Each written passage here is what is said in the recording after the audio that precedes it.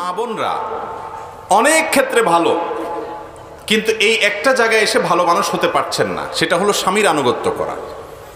একটা হাদিস আপনারা শুনেছেন, নবী করিম সাল্লাল্লাহু আলাইহি সাল্লাম বলেছেন, কোন নারী যখন 4টি কাজ করে জান্নাতের যে কোনো দুয়ার দিয়ে তার জন্য প্রবেশ করা সহজ হয়। সেই 4টি কাজের প্রথমটা কি? ইদা সাল্লাতিল মারআতু খামসাহা, কোন মহিলা যখন 5 ওয়াক্ত নামাজ পড়ে, ওয়া সামাত শাহরাহা, রমজানের রোজাগুলো রাখে, সিয়ামগুলো রাখে ঠিক মতো, আর ওয়া আতাআত যাওজাহা, স্বামীর নির্দেশ মেনে চলে, আনুগত্য করে, স্বামীর কথা শুনে, ওয়া হাফিজাত ফারজাহা, নিজের ইজ্জতকে হেফাজত করে, সেক্সুয়াল যত অপরাধ হতে পারে, অবৈধ হারাম সম্পর্ক হতে পারে, সেটা অনলাইনে হতে পারে, অফলাইনে হতে পারে, সবগুলো থেকে নিজেকে বাঁচিয়ে রাখে, এই নারীর জন্য মাত্র 4টি কাজের বিনিময়ে আল্লাহ রাব্বুল আলামিন জান্নাতে যে কোনো দুয়ার দিয়ে প্রবেশ করার সুযোগ রেখেছেন।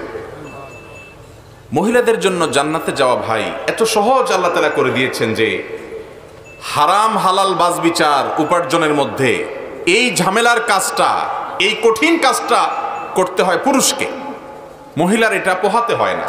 আর বাহিরে উপার্জন করতে গিয়ে কারোর সাথে ঝগড়া, কারোর সাথে মারামারি, কারোর সাথে গন্ডগোল, অনেক গুনাহে লিপ্ত হওয়ার আশঙ্কা থাকে পুরুষের, মহিলা সেটা থাকে না, তিনি বাসায় থাকেন। তিনি এই মৌলিক 4টা কাজ যদি করতে পারেন, জান্নাতে যাওয়া তার জন্য সহজ। এত সহজ করার পরেও নারীদের একটা বড় অংশকে নবী করিম সাল্লাল্লাহু আলাইহি সাল্লাম মেরাজে জান্নাত জাহান্নামে দেখেছেন।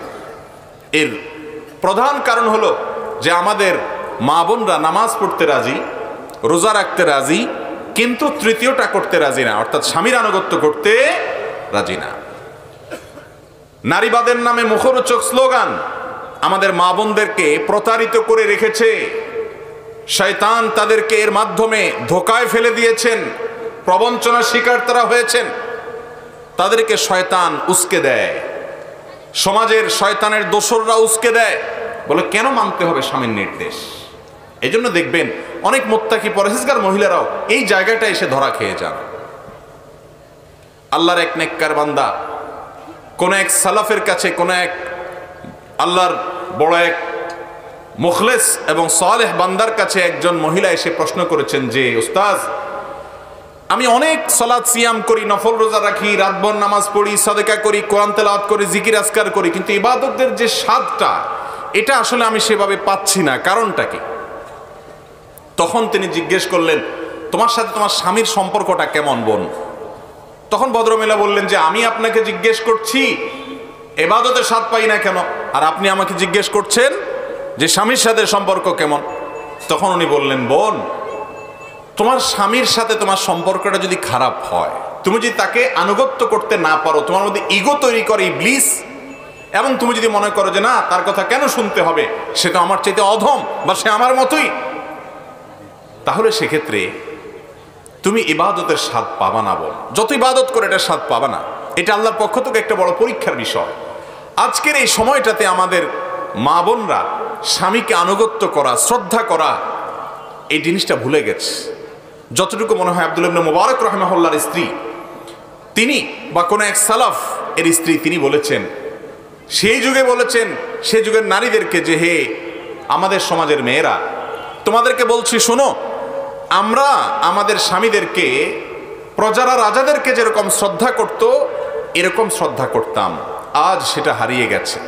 শয়তান মুখরোচক নানা স্লোগান দিয়ে আমাদের মা বোনদেরকে উস্কে দিয়েছে। নামাজি, কালামি, পর্দানসীন মহিলা পর্যন্ত সব করতে রাজি আছে, পর্দাটাও করতে রাজি আছে, কিন্তু স্বামীর কথা শুনতে রাজি না। তর্ক করবে কথায় কথায়, ঠিক না ভাই? ঠিক।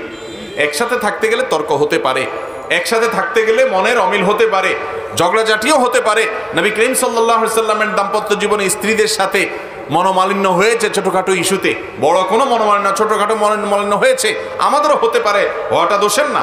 কিন্তু চূড়ান্তভাবে একজন জান্নাত প্রত্যাশী নারী, আল্লাহর একজন প্রিয় বান্দি, তিনি চেষ্টা করবেন যে আমার স্বামীর যত যৌক্তিক নির্দেশ আছে সেগুলো আমি মানার চেষ্টা করব, এবং তাকে আমি আমার অভিভাবক হিসাবে শ্রদ্ধা করব, আনুগত্য করব, এবং একজন মানুষের নির্দেশটা আমাকে মানতে হবে। তিনি আমার গার্ডিয়ান, আমি তারটা মানব। তিনি হোক আমার চাইতে শিক্ষার দিক থেকে পিছিয়ে, হোক বুদ্ধির দিক থেকে পিছিয়ে, হোক অনেক দিক থেকে পিছিয়ে, কিন্তু তিনি আমার স্বামী। এই আনুগত্যটা তাকে দিতে হবে আমার জান্নাতে যাওয়ার স্বার্থে। আল্লাহ তাআলা আমাদের মা বোনদের এই আমলটা করার